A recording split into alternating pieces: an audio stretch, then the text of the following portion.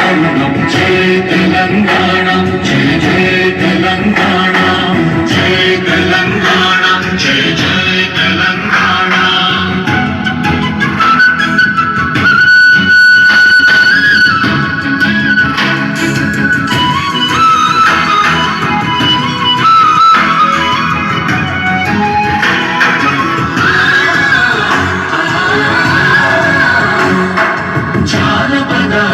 జీవన చావళీలు చాలువాన కవి గాయక వైతాళిక కణల మంచోనిత్యము నీగానం అమ్మనీవే ఆపాడం జై తెలంగాణ జై జై తెలంగాణ జై తెలంగాణ జై జై తెలంగాణ 478 ఇళ్ళు పట్టణానికి మంజూరు, వాస్తవానికి 560 ఇళ్ళు మంజూరైనాయి. తొలి దశలో చాలామంది ఎందుకో విల్లింగ్ చూపించలేదు, ఇంట్రెస్ట్ చూపించలేదు కట్టుకోవడానికి. చాలామంది మేము ఇప్పుడు కట్టుకోలేము అని చెప్పి నాట్ విల్లింగ్ లెటర్ కూడా ఇచ్చారు. అంటే మేము ఇది కట్టుకోలేము, మేము ఇప్పుడు దాన్ని భరించలేమని చెప్పి రిటర్న్ ఇచ్చి 480కి కుదించబడింది సంఖ్య. 478 మందికి దాదాపు 331 ఇండ్లు వివిధ దశల్లో ఉండి దగ్గర 50 ఇండ్లు దాదాపు మనం 1-2 డేస్లోనే గృహప్రవేశం చేసుకునే పరిస్థితి ఉంది.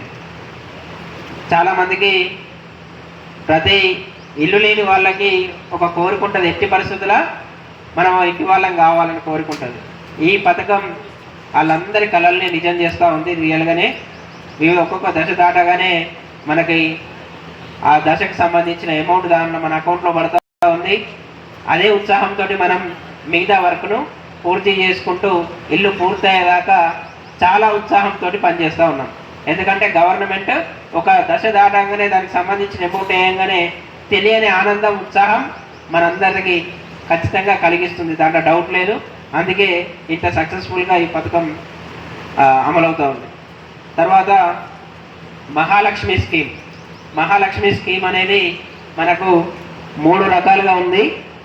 మహాలక్ష్మి స్కీమ్ అని ఇంటికి గృహలక్ష్మి, ఇల్లాలే లక్ష్మీదేవత అంటారు. అందుకే తెలంగాణ మొత్తానికి సంబంధించి ఎప్పుడన్నా మాట్లాడితే మా మహాలక్ష్ములు ఆడపడుచులు అని చెప్పుకుంటా ఉంటాం.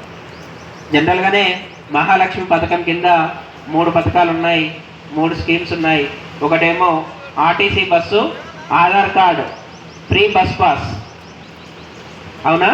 దీన్ని చాలామంది ప్రతి ఆడబిడ్డ యూజ్ చేసుకుంటా ఉంది, చాలామంది లబ్ధి పొందారు. ఇట్లా మన కోరుట్ల పట్టణానికి ఒక బస్ డిపో ఉంది. ఈ బస్ డిపో నుంచి 2,80,00,000 మంది ఆడపడుచులే, 2,80,00,000 మంది ఆడపడుచులు